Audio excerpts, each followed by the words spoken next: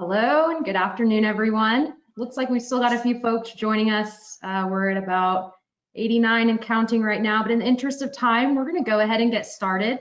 My name is Jamie Terrell. I lead marketing and communications here at Saltmarsh, and I will be your moderator for today's webinar. We're happy to have you tuning in for part 9 of our PPP webinar series. If you're a regular guest of our webinars, welcome back.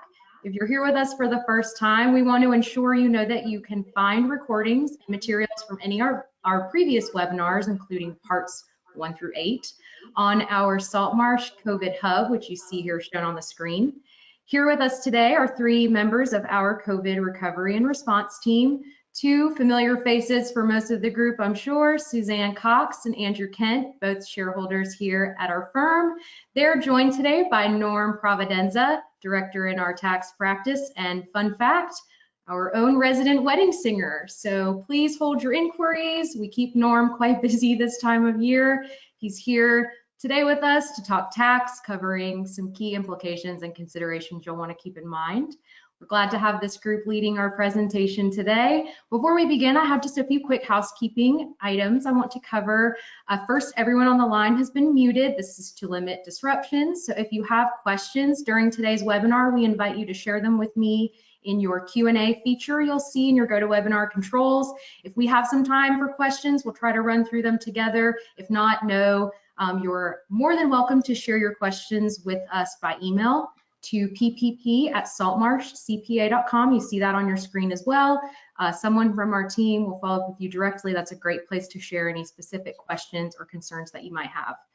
Today's presentation is being recorded and you'll receive a copy of it tomorrow along with our slide deck via email.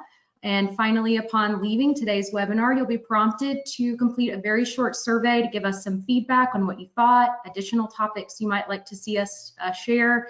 So take just a minute and share that feedback with us. We really do appreciate it. We look at it. We'd love to know what you guys are thinking of these. So please take a moment to do that on your way out. With that, I'm going to hand things over to Suzanne, shareholder in our audit and assurance practice, to get us started with today's incredible webinar. Suzanne? Just so you guys know the results from the survey from today, we're going to hold Norm personally responsible for those. So if they're not good, Norm is going to feel it, guys. So make sure you give us some good reviews today. So as Jamie said, we're rolling into part 9 here, and we are coming to a bit of a slowing point with new guidance. If you all are following on your own, which I'm sure that you are, the most recent IFR that came out on January 19th was a bit of an update. So it consolidated a lot of the new forgiveness items. We're going to talk about some of those today as far as allowable expenses and round 2. And so the most recent IFR does not have a lot of changes from our last webinar. However, it was necessary in order to make sure that the guidance and the regs were matching what was actually happening. So if you have been watching that, there was a new one, but not a lot of changes. So we're going to cover a few things today, mostly based on what our clients are still asking us and what emails we're still getting regarding PPP questions. So one of them is obviously taxability. It's February 17th, and we uncovered some rocks to get Norm here today, get him out of the weeds over there in tax world. As you know, it's heating up. Tax season is heating up, and so taxability has been a hot topic, and so a lot of questions there, most specifically related to employee credit. So we are having a lot of questions about that. Should I refile? How do I take this? Can I take this? Some of the regulations have changed in regards to that. So we're going to give Norm a good part of today's event to go over that in a little bit of detail. And then we're going to just hit the highlights of the second draw. Still getting a lot of questions. Do I qualify? Can I apply? When can I apply? And then forgiveness. We are now having a rush, I guess, of people realizing that their time is ticking and they need to get their forgiveness applications in for round 1. And so just everybody wants to make sure there haven't been any changes to that forgiveness application that they need to be aware of as they're going to apply. So I'm going to kick this off with Norm here, pass it over, and he's going to start hitting on the taxability. Norm? Well, thank you, Suzanne, and I'm happy to be part of this great group here who's been doing this for what, nine sessions already. So thank you for having me, and thank you to all that are joining us today. So yeah, we're going to start out with taxability of the PPP funds and those expenses that are being incurred or paid with those loan proceeds. So the first thing is the forgiveness, right? So we got, the PPP loan gets forgiven. Is it taxable? And the answer is no, it's not taxable. It's not treated as gross income. They specifically stated that in the guidance. And unlike typical cancellation of debt, it would be taxable income, right, or potentially taxable. So this was a nice welcome benefit. Tax basis and other attributes won't be reduced as a result of that loan forgiveness, so that's also very helpful. And the big thing here is the deductions. That payroll that you're spending with those PPP loan funds, that the rent and the utilities and the other items. Those are in fact deductible. For a while, the IRS was trying to hold firm to the fact that they just felt they weren't deductible. There was a double dip in favor of the taxpayer, and Congress was saying, no, I think that was not our intent. We intended for taxpayers to deduct those expenses. Well, the good news is, yeah, the guidance was updated, law got changed, and those are in fact deductible expenses now. And then just something to keep in mind that if you have an S corp or a partnership, another positive thing here is the basis in your partnership or S corp actually can be increased. So in other words, it's not negatively impacted by the fact that you had that PPP loan forgiveness and you were deducting those expenses. So that's really good. Just be careful there.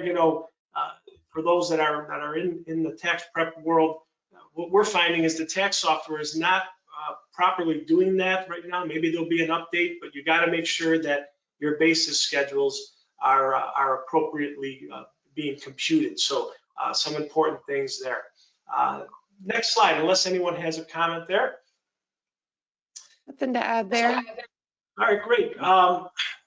Other notable tax issues. We're going to talk a little bit here in the coming few slides here on the employee retention credit, the ERC. You'll hear that a lot, the ERC. And so one of the things that the new law did is it extended that ERC availability through June 30th of 2021. So now it's available for both first quarter and second quarter of 2021. Another thing they did, and we'll talk about this in the coming slides, is they retroactively made it available to taxpayers, those that had PPP loan, that were PPP loan borrowers. They were now eligible for the ERC if they meet certain eligibility requirements. And if you recall in prior webinars, if you had a PPP loan, you couldn't take the ERC back in 2020. Well, they opened that up, and so there is an opportunity there. And just another thing that we wanted to mention here is this ERC and the disaster relief provisions. The ERC has been around. It's not something necessarily new. It's part of the disaster provisions in the law. So if you, for example, we had, I think in Pensacola, we had Hurricane Sally this year, right? So certain taxpayers may be able to qualify those disaster affected employers for the ERC in hurricane or, for example, Hurricane Sally. Now, the computation is different though. The computation there is 40% of wages, and it's capped at $6,000 per employee. But again, just keep that in mind because there could be an opportunity, especially this year. There was a lot of activity with hurricanes, etc. In Florida. The other thing we wanted to mention is differences in states' tax treatment. So what we're finding is that not all states are conforming to the federal rules. So the federal rules say, hey, this is forgiven loans are not considered income, and you can deduct the expenses that were spent with those forgiven funds. Well, the states say, wait a minute, not so fast. Some states and a lot of states still haven't decided. So there is still pending guidance for those states. And other states who have decided have gone, either they're saying we agree, or they're saying, in some states are saying, we don't agree with the forgiveness piece. We're going to say it's taxable, but we'll allow the expenses. So it's all over the board.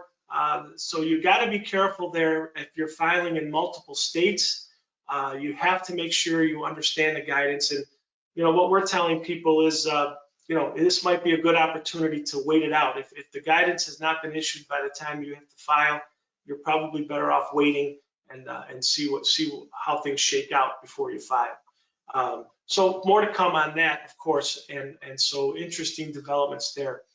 Yeah, just to add to that, Norm, a lot of our clients are very excited to file on time every year. And this would be the one year that you may be hearing from your tax provider, whether it's us or another tax provider, this is the year to wait. This is the year to extend, because we don't want to file your tax return for a state that isn't allowing it, only to find out in a month from now that they've changed their mind and now they're going to allow it. And now you've got to pay to redo your tax return and refile your tax return. So, not filing or filing an extension, it doesn't automatically raise any red flags. We understand some of you are very excited just to get it filed and have it in the past. But this is a year that you really should consider. If you are filing in multiple states and not all of them are in agreement, this would be a good year to extend. You may be hearing that even for the federal returns from your tax provider. There may be good reasons this year to extend for some other issues. So just keep that in mind this year, that a lot of tax providers are suggesting extensions. Suzanne, Norm, just to add to that too, it's not just your state and local taxes that are in play, but if you're in the healthcare space and you've got provider relief funds, there's still disagreement among some of the state programs on whether or not they want to see the provider relief funds used first or the PPP loan proceeds used first, even though CMS has been pretty clear on how they expect it to go. And so, yeah, there's, you just keep in mind, these programs are new for you guys, they're new for us, and they're new for a lot of these state bodies that are trying to wrap their arms around, treatment under, various circumstances, whether it's, state income tax, whether it's cost reporting, whether it's, whatever, just lots of things are up in the air. And I would agree. This is, this is one of those years where it may be advantageous just to kind of sit on your hands and wait and see how things develop.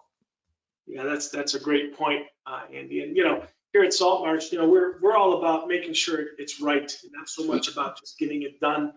And, with all the changes that have happened, there's just multiple.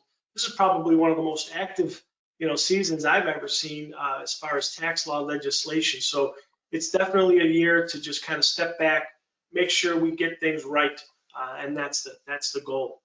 So yeah, and we just thought we had to mention, meals deductions here and some changes that happened there. It's something that some people are talking about, and we thought we should just at least mention it here. Remember that this particular change in the deductibility of meals is for 2021 and 2022. And so what you can do in those years is you can deduct 100% of your meals. Of course, they have to be business related.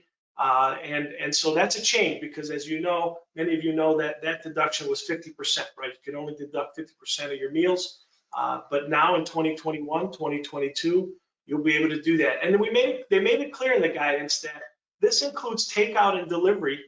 It's not just the consumption on premises. There was initially some questions about that, and the IRS provided clarification there to denote that this is for not only on-premise consumption, but also takeout and delivery.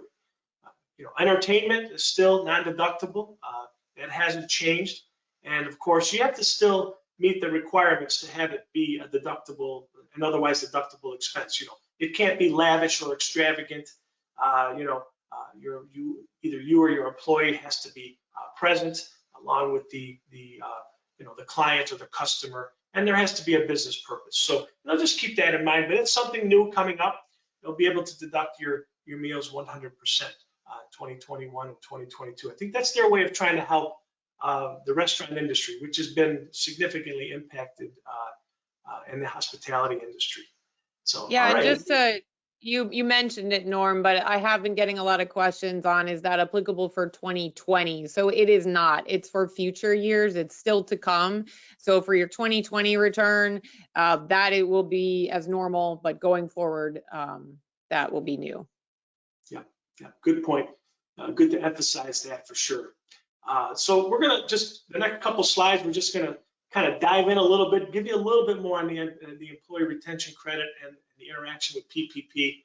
You know, sadly to say, I was telling the folks here earlier that I've never watched The Incredibles, believe it or not. So who is this? We over almost fired him from the team when we found out, so he's lucky to still be sitting here. But we put this slide or this picture in here specifically because this is when Bob, Mr. Incredible, is getting fired from Insuracare, and so that was the point of the picture. And Norm is just like, whoo. So for those of you that have seen the movie, you'll understand this scene here. But if in fact you are not Mr. Gilbert and you did not fire all of your employees and you did retain some of them, then you may be eligible for the employee retention credit. Yeah, that's all right. Well, thank you for explaining that, because I would have never been able to explain that correctly. So, but anyway, I got it on my list. I'm going to watch The Incredibles. All right, I got it. So I'll make sure I do that. But yeah, the employee retention credit. Let's talk about this. So talked about with the new law change on the 27th of December. What they did is they made this retroactive now. So remember that before this law change, if you had a PPP loan, you were ineligible for the ERC. So what they did, though, is they changed that. They made it retroactive to 2020. Now, even if you are a PPP borrower, you are eligible for the ERC. Of course, we talked about already how it's extended now through June 30th, 2021. It is, in fact, a refundable credit, and it's not claimed on your corporate return or your personal return. This is done on the payroll tax returns. You could also use a Form 7200 to get an advance refund of that refundable credit. But something to keep in mind, it is on, it relates to the payroll tax world, is how I usually explain it. What is that credit? That credit is 50% of qualified wages. We'll get into what that is in a minute here. But it's capped at $10,000 per year per employee. Now that's for 2020. Now for those first 2 quarters now in 2021, they kind of made it a little bit better for everyone, and it's 70% of the qualified wages. You still have the $10,000 cap per employee, but it's per quarter now. So notice how there's a difference there. And in essence, what it does, and we'll show you an example here in a little bit, it pretty much almost a little bit over than doubles the amount that you can get with the ERC in comparison to 2020. So a good change, favorable to everyone. Then we also mentioned here that these qualified wages, they include health benefits that you pay for the employees. And look at this, it says the guidance is clear.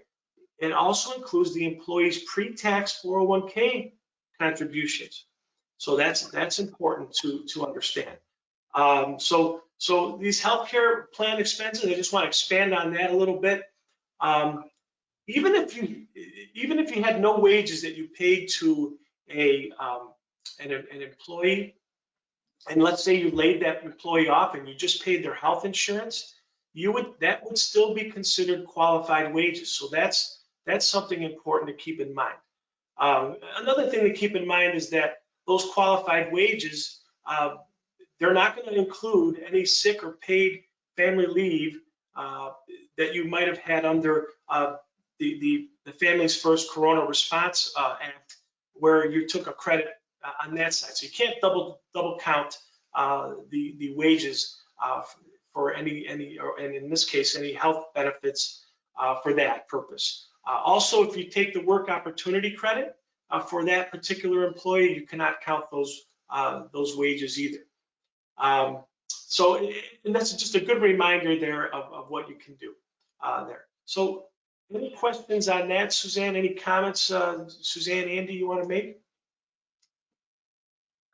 I think we're getting into, maybe this slide has most of the questions that we're getting, is that, Yep.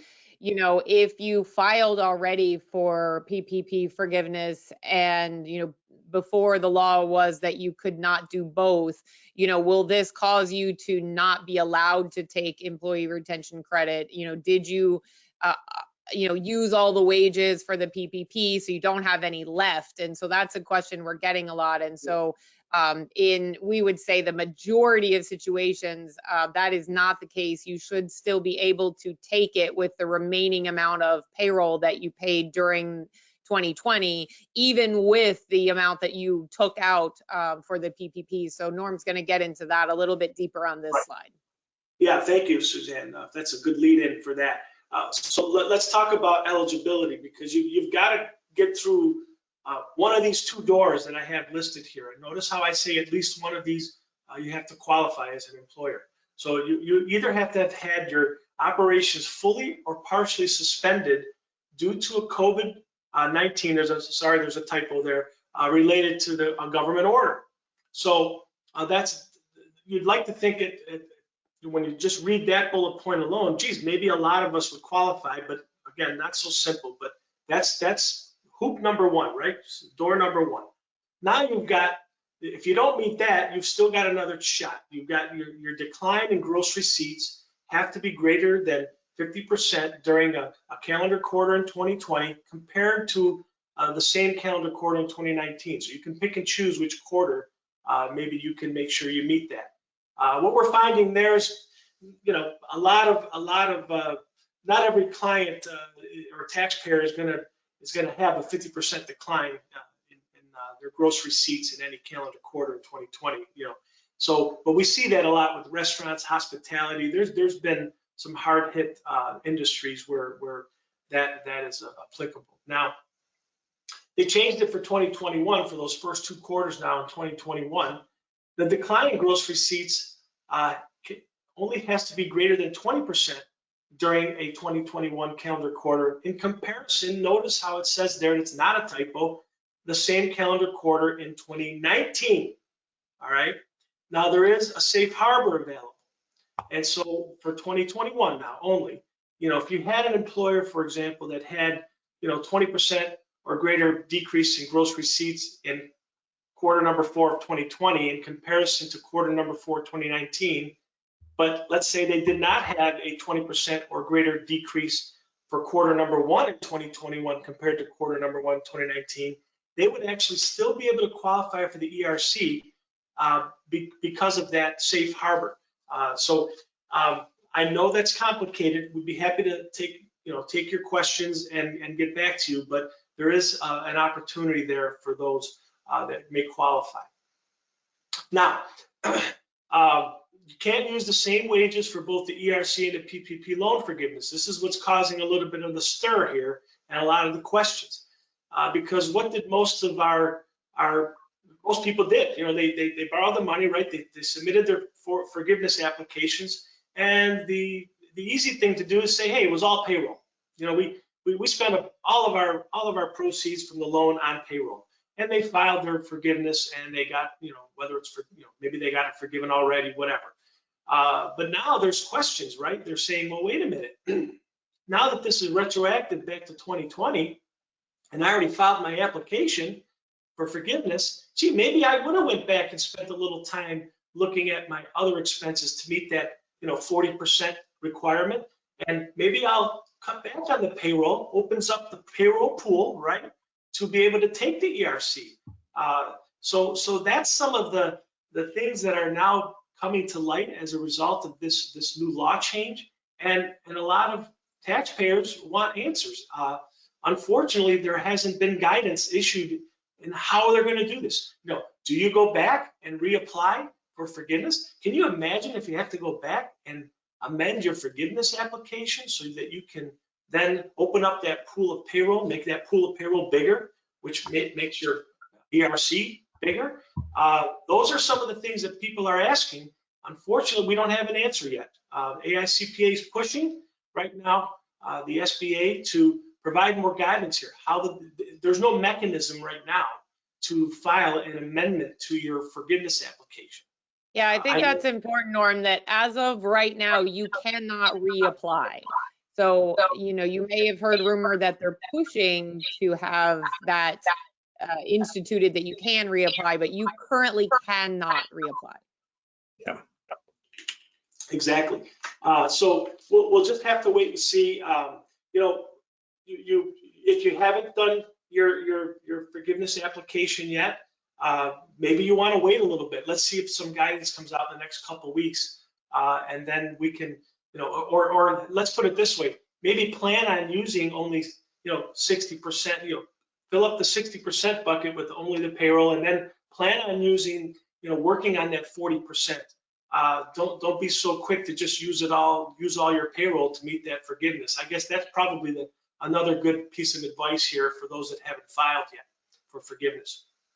Yeah, and we do think that, moving on to our example here, we do think that most, and there's a big asterisk there, most employers will not have an issue. So we've got an example here laying out the numbers for you. There will obviously be some companies, especially in certain industries, that will potentially have an issue, but we do think that at least most of our clients won't be, it'll still be possible for them to get the ERC even though they have already filed. So we have an example here to show you the numbers. And so Frozone is our employee here, and Norm's going to show you how the numbers work for Frozone.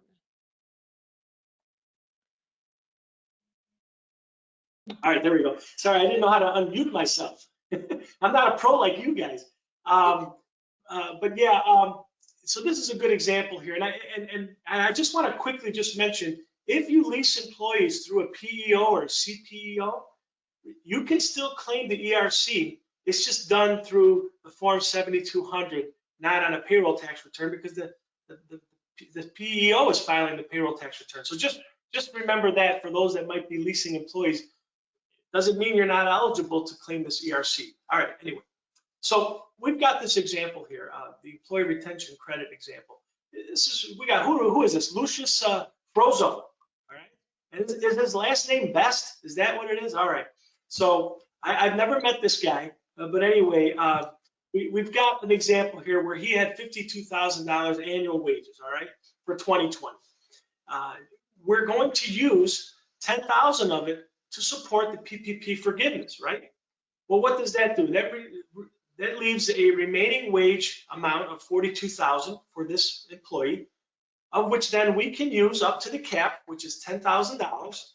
50% of that is $5,000. So therefore, we get a $5,000 credit for Lucius here in 2020. We just kind of show you here in 2021 here what happens.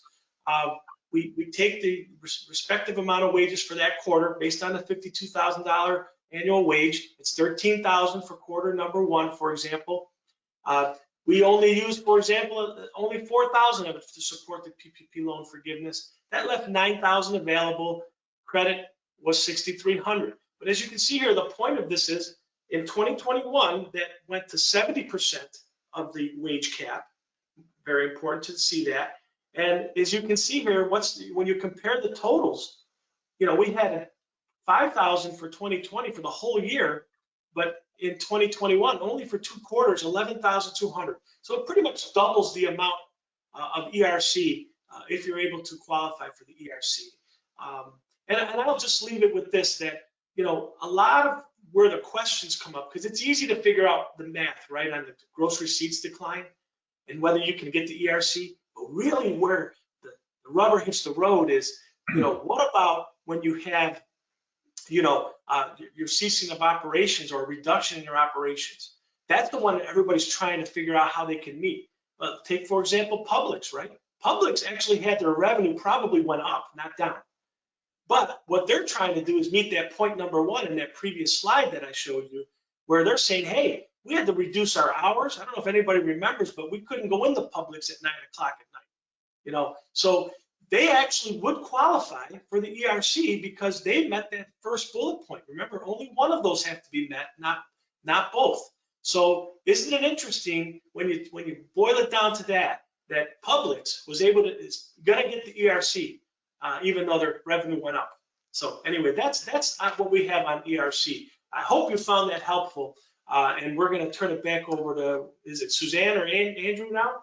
I think Yep, it's we're me. moving to Andrew. At first, when I saw this COVID-10, I said, you know, we've been doing these webinars almost a year. Is there like a new pandemic? Did I miss something? You know, but that is our typo on this slide. It really means COVID-19. We promise there isn't a new pandemic out there. So Suzanne, Andrew is going to tell us a little bit about the revisions to the first draw loans now. sure. And I'll just point out real quick on the example page for the ERC, what we were talking about, the whole, this example assumes that we use 10 full weeks of Frozone's compensation to support the PPP loan. You can see where if you drop that back to only 60% of those 10 weeks, that frees up roughly $4,000. So if you've got other expenses you can use to support that $4,000 piece, if you look at 2021, for example, picking up another or reducing the amount of those wages used to support that loan by $4,000, that basically gets you back up to the cap in both the first and second quarter. And so that could be, so there is, it is if you get a second draw loan and you do have, you are using money in the first and second quarter of 2021, your forgiveness analysis probably has gotten a little more complicated because of the ERC. So just something to keep in mind. So Suzanne, you can go on the next slide. Yeah, I think that's a good point to make. There is a difference between 20 and 2021. So if you have already filed your application, obviously you got first round in 2020, and maybe the impact of this change isn't as significant for you, but people getting round two definitely need to pay attention because things are different in 2022. So yes, moving along. Yep. All right. So first draw PPP loans. So a lot of this is information that we've already covered in prior webinars.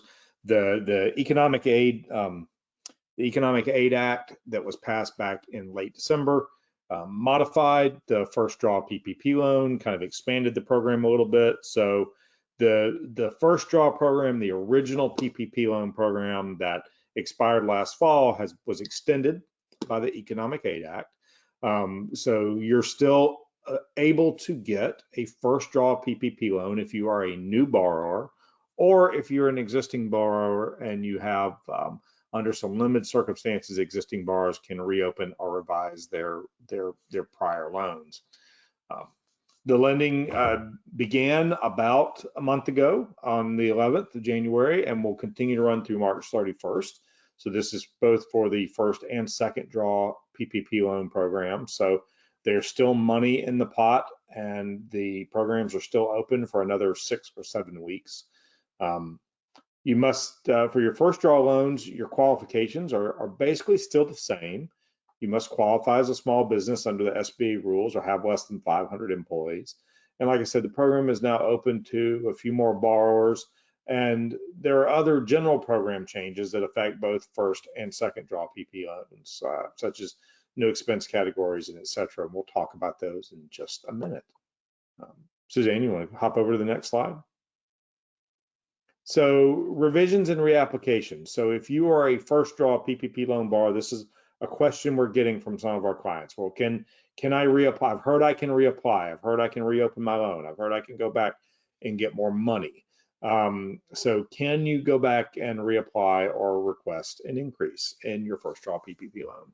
And so who can go back and do that? So if you're a seasonal employer, the rules for seasonal employers were tweaked a little bit. Some seasonal employers are now eligible for a higher maximum loan amount under the Economic Aid Act. So if you filed your original loan as a seasonal employer, it may be worth going back and looking at those new rules. We're not going to get off into the weeds too much on those rules today because that's a relatively small number of borrowers. But if you did apply as a seasonal employer, you may be able to reopen. Borrowers who returned all of their PPP loan, we have some clients who are in this bucket who got their loan, got scared back when Treasury and some of the other prior administration officials were talking about, we're going to have audits and there's all this fraud. And so we have, a handful of clients who took money and just immediately repaid it all. So if you fall into that bucket, you can reopen your loan application and get that money back and begin using it for qualified expenses. So something to consider.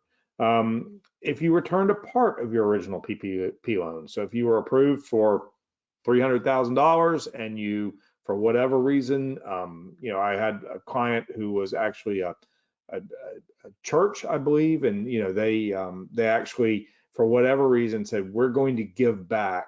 We were approved for 200. We think we only need 75. We're going to just write them a check back immediately for that 125,000. So if you were approved for an amount you didn't use, you gave some of it back, you may be able to reopen your loan and get that money again. And then if you, and then kind of in that same bucket, if you just didn't accept. So the first bullet point is somebody who actually got the money and immediately repaid it. Some borrowers just didn't accept the money that they were approved for, and their banks allowed them to do that. So, maybe they were approved for $500,000 and they just said, don't put $500,000 in my checking account. I only want $300,000. Well, you may be able to go back and reopen the loan and get that original money. These are important because if you fall into one of those buckets, you may be prevented from getting a second draw loan. If you need one, you may be prevented from getting a second draw loan until you reopen and borrow up to your full capacity under the first draw program, and then use those funds before getting your second draw loan funded. So we're getting into a window here where you've got another 6 weeks or so before the borrowing window closes. And so, just be aware of that. If you fall in one of those buckets and you want to get some more money, you may have to go through your first draw loan first. You need to be looking at that right now. Suzanne or Norm, any comments on either one of those? Just be like Frozone and call your lender. Right. At this point, I think all of the banks are open for reapplication. At this point, we haven't heard of any banks that aren't. But if you're having trouble either applying for first round or second round, or you have questions, you're welcome to email us or call us. But also get in touch with your lender and make sure that they don't have any individual rules that may prevent you from application or reapplication. We're going to get into second draw next, and we have heard about some banks specifically requesting additional information outside of that is required from SBA. So just make sure you talk to your lender and make sure you have everything available that they need and they're requiring to go ahead and reapply or apply, whichever case you fall into. Yeah, absolutely. Suzanne, I think the next slide is over to you to talk about second draw PPP eligibility. It is. So Jack is super happy here because he is going to qualify to get his second draw.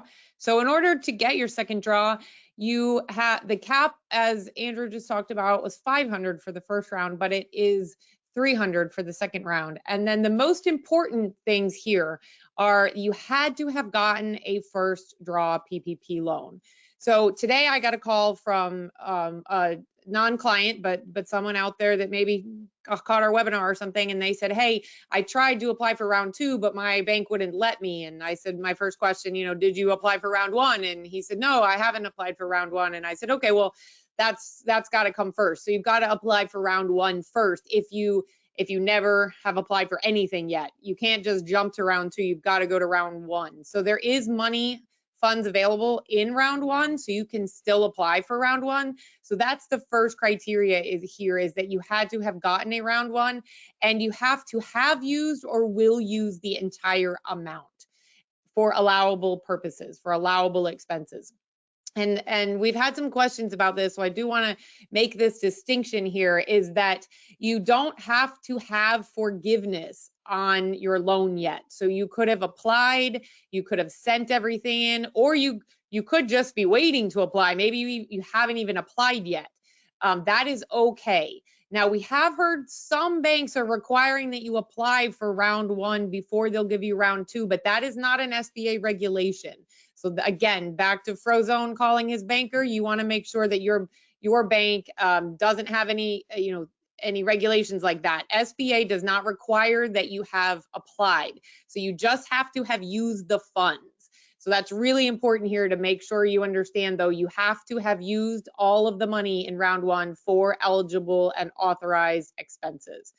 The second thing that's really important for round 2 is that you have to have had a 25% reduction in gross receipts when compared from 1 quarter of 2019 to 1 quarter of 2020, or for the entire annual period. So if you don't do quarterly financials, you only have an annual tax return, or you just do year-end financials, you can use that entire year.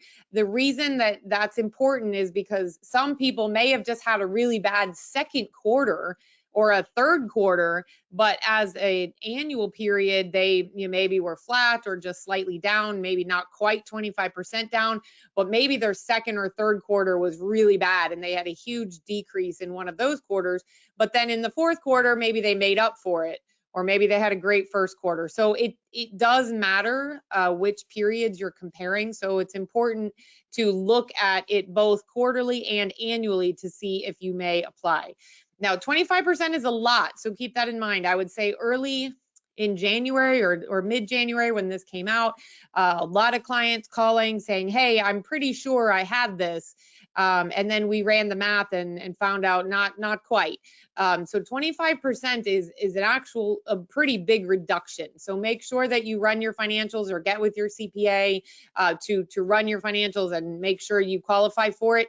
If you are a loan less than 150, you do not have to provide that 25% decrease as you're applying. Again, some banks are requiring that, but it is not SBA regulation. So you don't have to prove that you had that 25% until you apply for forgiveness on round 2. That's really important, but that's only for loans less than 150. So we have heard that some people are applying for round 2, even though they know they don't really qualify because the terms of the loan are pretty decent loans. Again, it's up to your banker. You need to have a conversation with your banker about this. Again, this is for 150 or less. If you're 150 or more, you do have to prove that 25% reduction, and you're going to have to prove it on the front side, not at the end. So before you even apply, you'll have to prove that you had that 25% in reduction. Anything to add from? No, you guys? I'll point out really quickly that, if you haven't gotten your first draw PPP loan, you're probably running into a diminishing window right now. If you want to try to get both loans, you would probably have a very difficult time meeting that requirement at the moment. You're gonna have to spend the money really fast. Yep. So the other thing to note on the second draw also is that, back to when you're computing your quarter to quarter or annual to annual, it can be on an accrual basis or it can be on your tax basis. So if your tax basis is cash, you could use cash. If your financial statement basis or accrual, you could use accrual. You can use either. You can't just pick a method from the sky and start using a different method. But if you are already using one of those two methods, you can use either one of them. There will be a difference between your cash or accrual basis. So just keep that in mind. So for second draw, these are just some basics here. Regular industries outside of accommodations and food services, so outside of hospitality, it's 2.5 times your average monthly 2019 or 2020 payroll costs, and it's capped at $2 million. For hospitality, accommodations, food services, it is 3.5 times, still capped at $2 million. There's not much changed here except these caps from the first time around. The same employee and comp levels are they're maintained from the original one, so not any changes there. Same thing with covered period. You can select any period between 8 and 24 weeks. It's whenever you run out of money. So that has not changed either. We are still getting that question though, so that's important to note. If you run out of money at week 12, you can go ahead and apply at week 12. So it's not a hard 8 or 24. It can be somewhere in the middle depending on, when you run out of money. So if there's nothing to add there, we are going to pass it over to Andrew. All right, so thanks, Suzanne. So back on just some more basics on second draw PPP loans. So the loan proceeds is, the Economic Aid Act expanded the bucket of payroll costs, or expanded the bucket of allowable expenses, and we're going to go into those in a couple slides here in just a little more detail. But as Suzanne said, a lot of the basic program structure stayed the same. So 60% of the proceeds must be spent on payroll costs. I think, like Suzanne, like you just mentioned, the caps, no, you can't use more than Nobody can get paid at a rate that exceeds $100,000 a year. Doesn't mean they can't get paid at a rate. You can't use comp in excess of a rate of $100,000 a year to support your PPP loan forgiveness. There are still no collateral personal guarantee requirements, and the interest rate, if the loan does end up terming out, in other words, if you don't apply and get full forgiveness, it's still a 1% loan with a 5-year maturity. So. And that's one thing just to add here. If the original loans were a 2-year maturity, and if yours is a 2-year maturity, you can talk to your bank and extend it to a 5 without having to go through the whole process again. Just again, call your banker about that. All of them are complying with that 5-year, of course. They are just most of the time not going to redo all your loan documents. So just keep that in mind. Yeah, no, great point. Required documentation for second draw PPP loans. So there is a new application. It's on the Treasury's website. Obviously, your lender is probably going to have an electronic portal that mirrors that new application. The application essentially, the loan application is very, very similar to the prior applications. If you applied for the first round, you're not going to have any problem filling out the form, more likely than not. Your payroll documentation, essentially, if you're relying still on a 2019 comparison, the SBA is not requiring you to resubmit all your payroll documentation. Your lender may have different requirements. They may actually require you to resubmit, but from the SBA standpoint, if you're coming back in for your second draw loan, basically you can ride on the information that you presented the first time around for your first draw PPP loan to support your loan amount. So if you're no longer going back to 2019, but you're using, in some circumstances, you can look at 2020, you would obviously have to submit some updated payroll documentation. And as Suzanne noted a minute or two ago, if you're borrowing more than $150,000, you have to provide at the time you make the loan application documentation that you had that decline in revenue. If you're borrowing less than $150,000, you can submit that revenue decline information anytime on or before the date the forgiveness application is submitted. All that being said, you don't want to apply for the loan unless you know that you're going to meet the decline, unless you're just comfortable with having it roll to a term note, because the flip side of that is you could be deemed ineligible and the loan could be termed out. So just keep that in mind, and also keep in mind, as always, your bank's requirements may differ. These are the SBA requirements. Your bank may have different rules. So Suzanne, Norm, anything to add there? Nothing to add there. So we're gonna breeze through a couple slides on allowable expenses. Elasticycle is not one of them, just so you know. You cannot buy the Elasticycle and have it be an allowable expense. However, if you have worker protection expenses such as masks and PPE equipment to make it safe for your employees to come to work, those are allowed expenditures. They were not in round one. This is a change. One important thing here also is any software or cloud computing services or things that you had to buy to make your employees accessible to you and to their, to HR and tracking payroll, things like that. If you were formerly a very paper-oriented industry and you did move to some new software to allow everyone to work remotely, that is allowed. I think that's a big one. So if you're looking to make any of those types of expenditures, now would be a fantastic year to do it. Here, Aetna, if you have a super suit made by Aetna and you had a contract with Aetna prior to the super suit production, you would be allowed to use that super suit as an expense. So the key here is that it had to be pursuant to a contract prior to your loan. So again, if you had a contract with Aetna for super suits prior to getting your draw 2 or your draw 1, those expenses are now allowable. So supplier expenses that are essential to your operation are now allowed. So we have been getting a lot of questions about forgiveness. Like I said, a lot of people are getting into that now, starting to apply. Maybe they haven't yet. So Andrew is going to go over a few of the changes to the forgiveness process here. So Suzanne, just real quick on the allowable expenses before we leave that topic, just for our clients in the healthcare space, remember too, you've got things now that are covered under PPP, under the Payroll Protection Program loans, which may also be covered by your provider relief funds or other grant monies that you receive from the federal government. And remember, the fundamental rule for all these programs is you can't double dip. So just keep in mind how when you're thinking about how you're going to use these funds and how you're going to apply for forgiveness, you want to use your PPP money in a way that is going to maximize your availability to use those other funds in other areas. So you may have had specific funding for protective equipment or gear or something like that. Just be careful about how these programs all interact. So yeah, so Suzanne, on to changes in forgiveness. So changes to the forgiveness process. As Suzanne mentioned, there is a new IFR.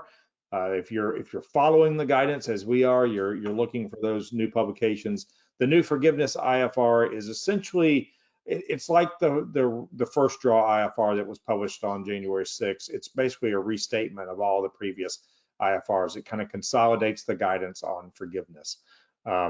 Loans of less than $150,000 can now apply on the basis of a certification only. So once again, the federal government keeps trying to make the forgiveness process simpler for borrowers. So if you're less than 150, you can apply on the basis of a certification.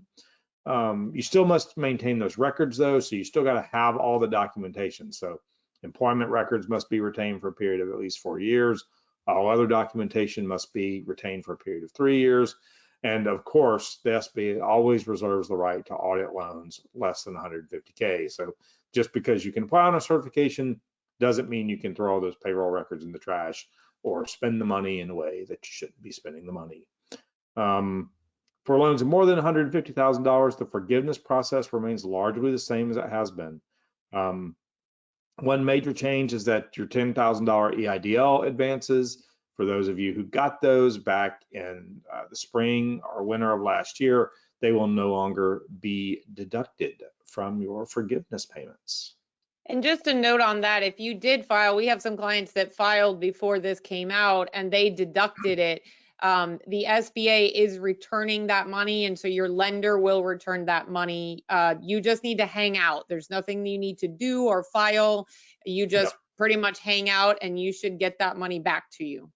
Yeah, that is an automatic process. The SBA is supposed to be reviewing all those. They're supposed to fund the lender, and then the lender is supposed to turn around and write you a check.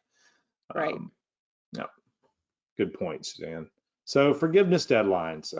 Just a couple things, because more and more of our clients are asking us now, as Suzanne's mentioned, they're in that forgiveness process or they're looking at that forgiveness process. So remember that you need to apply within 10 months of the last day of your maximum covered period. So 24 weeks from whenever you got funded, you need to apply 10 months from that date. So if you were funded in April or May of last year, your 24-week period probably carried you into somewhere like October or November. And if, even though you may have only used an 8-week or 10-week or 12-week period, it's the last day of that maximum covered period. So that 24 weeks, like I said, may have carried you well into the fall, and then you've got 10 months from then. So you're looking at, most of our clients are looking at final drop dead dates for forgiveness filing, in late summer or early fall of this year. Remember once that 10 months expires, your loan is no longer deferred, and you're gonna have to start repaying principal and interest. But really, with that kind of time frame, that should give folks lots of time to figure out the interaction between provider relief funds if you're in healthcare, or file your taxes, or do whatever else you need to do, and then get that forgiveness application in. There's really, everybody has time right now to get it done. You just don't want to let it get by you, because once it gets by you, then it slips in that automatic repayment process. But you're also supposed to get a notification from your lender before the date that first payment is due. But just keep in mind that there is a deadline out there, and you are going to have to you are going to have to start repayment at some point down the road if you don't file for forgiveness. Yeah, So- and just a note there, not entirely related to this slide, but it just made me think about it, is, it's audit season along with tax season right now. And so our audit teams are out meeting with clients and putting together financial statements. And so just so you all know, from a GAAP perspective, if you expect full forgiveness, it's reasonably possible, we like to use words like that, you can take this into other income in 2020. And so of course that makes sense because your expenses are in 2020. It makes sense to offset those expenses with this forgiveness of income in 2020. If you do choose to keep it as debt, it's real important to make sure you understand that it will hit your balance sheet. As far as, the loans and the future payments on those loans, it will affect you. So just keep that in mind when you're talking to your auditors and making that decision, whether or not you want to take it into other income or if you, want to keep it as a loan. So I'll just point out, something similar for our clients in the healthcare space that are dealing with their provider relief fund reporting. You're going to be having to deal and having to address your PPP funds.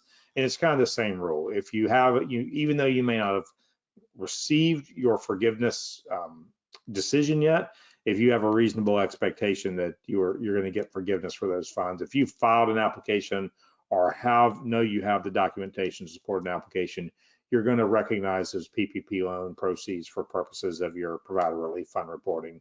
And you're going to have to take those into account when you're calculating, what your responsibilities are there. So we do have a couple questions. I'm trying to get them from Jamie. We have just a couple minutes left. One of them, it says here, can you get round 2 loan from a different bank than round 1? I don't see why not, but I haven't tried. So Andrew or Norm, do you guys have any thoughts on that? Again, I have not seen anything, and trust me when I tell you we have read a lot of legislation. I have not seen anything to prevent you from doing that. You know what? Actually, now that I'm thinking about it, I do have a client that got round 1 from American Express and got round 2 from a bank. So apparently it's possible. I just thought of that. Yep. So I think it's possible. Right, it's probably possible, but then you got to submit all your information again. Maybe you do have to start over, but it makes sense. Obviously, if you got round 1 with like Amex or something and you want to use your bank, I think that would be applicable. So another question, it says, let's see, can you apply for round 2 if you just started business in 2020? So your business had to have been open by February 15th of 2020. So yes, you can if you were in business by February 15th of 2020. That's right, Andrew? I believe that is correct. Yes, that is the date. So the actual question says, can you apply for round 2? If you had round 1, yes. If you haven't gotten round 1, then you would just go ahead and apply for round 1. But you are allowed to apply for round 1 if you started your business by February 15th of 2020. Let's see here. I just wanted to add too, it's not the end of the world if you don't get your loan fully forgiven. I mean, where are you going to get rates like this with terms? And, maybe you couldn't get a loan before traditionally, and this is a way to get it and pandemic proof your business. So, why not? So Norm, here's a question for you. If we did not originally take the ERC credit on fourth quarter 941, can they amend their fourth quarter 941? What happens is if you miss the fourth quarter, you could have pushed it into the fourth quarter 941, but since that's now been, it's already filed and done, you have to amend each quarter in 2020, the applicable quarters to get the credit. That's a good question. And there's also one, it says if you did not qualify for the PPP loan, can you qualify for ERC? And the answer to that would be yes. You do not have to have gotten a PPP loan to qualify for the employee retention credit. So I think we're right at 3, so we're out of time on questions. If we didn't get to your question, please, we will respond or send us an email to PPP@Saltmarsh CPA, and I'll pass it over to Jamie to close us out here. Thanks, Suzanne. Yeah, we got a lot of questions today, so bear with us. We're going to get the team on these. A lot of specifics, some that are general. So we'll be working on following up with everyone on your questions here over the next day or so. Thanks again for everyone joining us today. I think we've got a slide here to close us out on types of assistance you might need in this process. Of course, these webinars are just one way that we're really trying to make our team available to help navigate this process. So should you need more assistance than that, know that we're more than happy to help just answering your general questions. But when it comes to preparing your application and then helping you through that forgiveness process, we are here and we want to make sure that you feel comfortable doing this. So and Norm is pretty excited to be on the team, so he is at the ready to answer the employee retention credit questions. Yes, keep them coming. Well, thanks to the team. Thanks to all of you for being here. We appreciate it. We hope to see you again soon. Take care, and we'll see you next time. Thanks, guys.